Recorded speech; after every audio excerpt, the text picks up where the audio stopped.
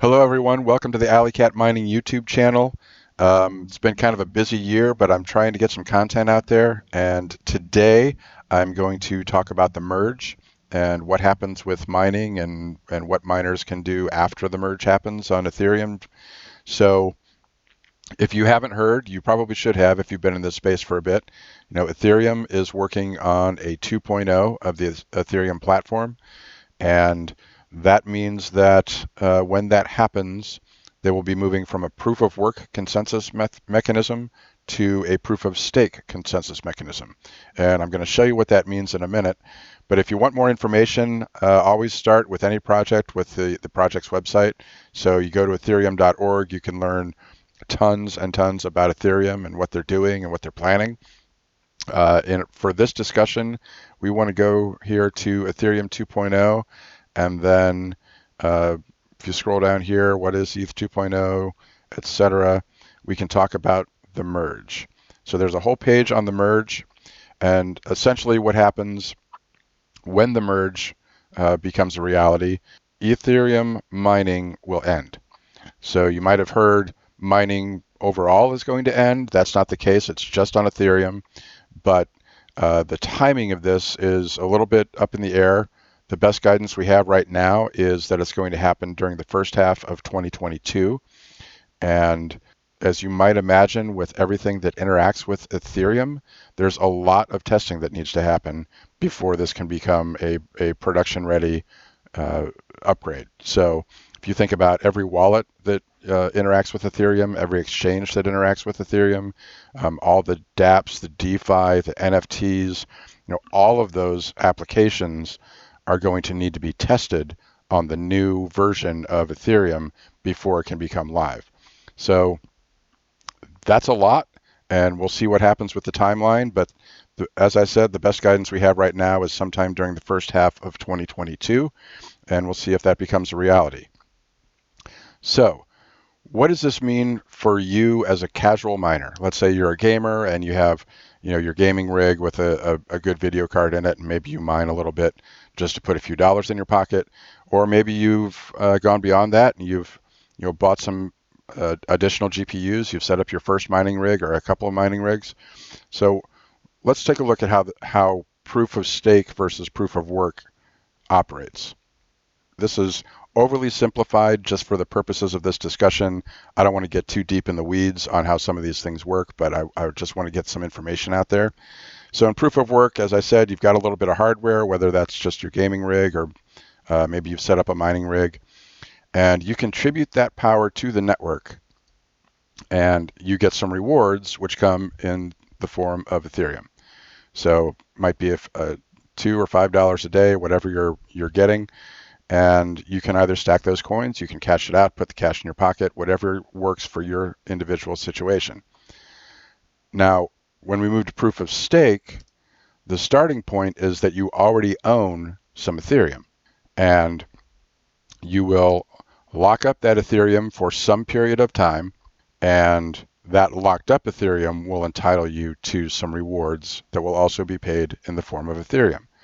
So this is sort of like if you've ever had a CD or looked at CDs at a bank where you say, I'm not going to touch this money for a period of time, and then you get a little bit better interest rate on your money.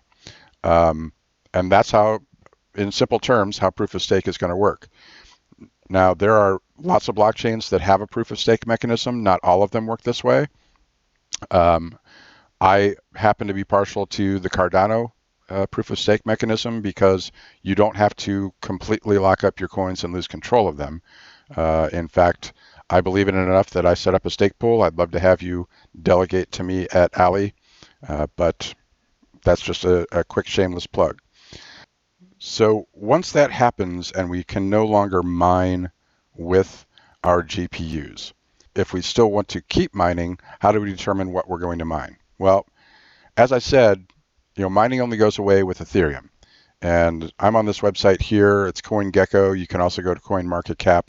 But if you look up here in the upper left-hand corner, right now on CoinGecko, there are 11,709 different cryptocurrencies that are listed on this website.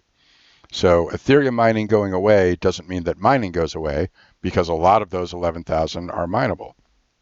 How do we choose which one we're going to mine? Well, it depends a little bit on what your goals are in the crypto space.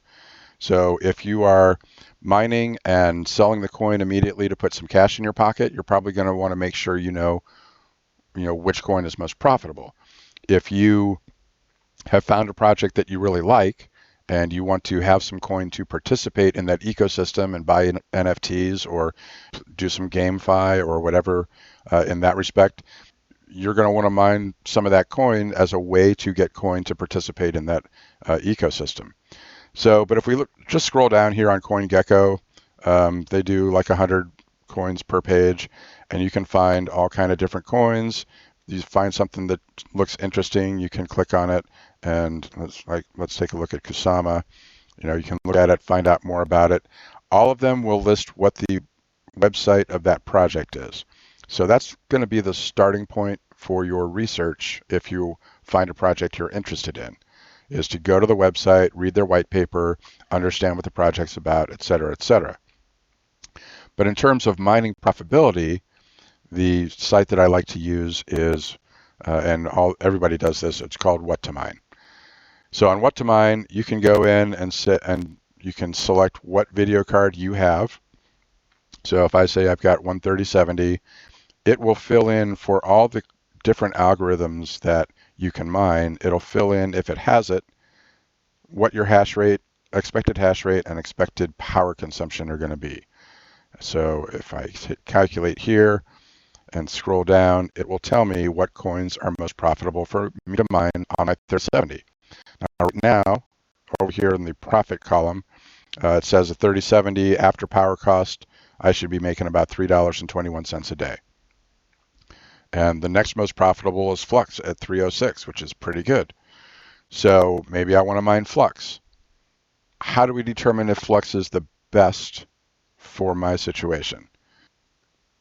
So the first thing we want to look at is right here. This is the total hash rate that is on the network right now for Flux. So if I put my 3070 on Flux, it goes in with everybody else that's mining Flux, and I have some portion of this total hash rate. This column right here shows the estimated rewards in mining income in coin that I can expect to get. So my 3070 as a part of this total should yield me about 2.15 coins per day.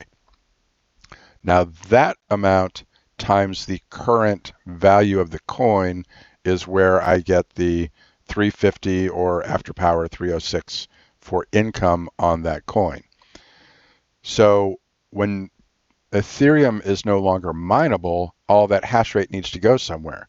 So what I'll be keeping in tabs on is whatever coin I choose, what happens here with the total hash rate and yield, but also then what happens with the price of that coin. So if this hash rate doubles, my yield in coin is going to be cut in half. But if the price doesn't also double, then Flux is going to be somewhere down the list. And in those early days, once mining goes away, this list is going to be changing. Things are going to be changing order probably several times a day. Now, what I don't want to do is run into a situation where I'm always chasing the most profitable coin, because what will happen is if you only mine a coin for a day or a week and then jump to something else, you might have just had a bad week.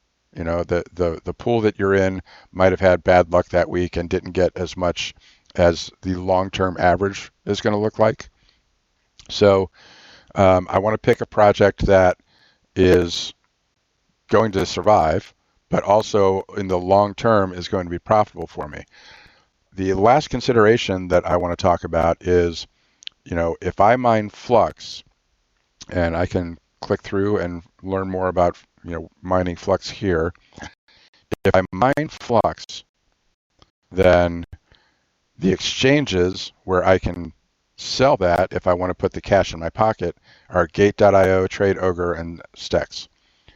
So if I don't have an account on one of those, I don't have an easy way to sell that Flux and turn that into cash to put in my pocket. Some of the coins that are on this list are fairly new. Something like Zero, which is a pretty new coin.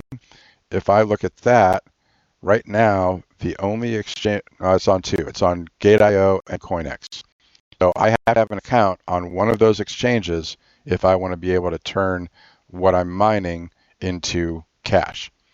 So it's another consideration when you're looking at the list, and you actually can, if you only have an account on one exchange or a couple of exchanges, you can up here in the top, you can say, you can turn off. It's like, well, I don't have an account at Stex. I don't have an account at Poloniex.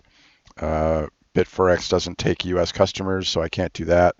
And it will change the list based on if you can sell your coins on the exchanges you have turned on up here in the top.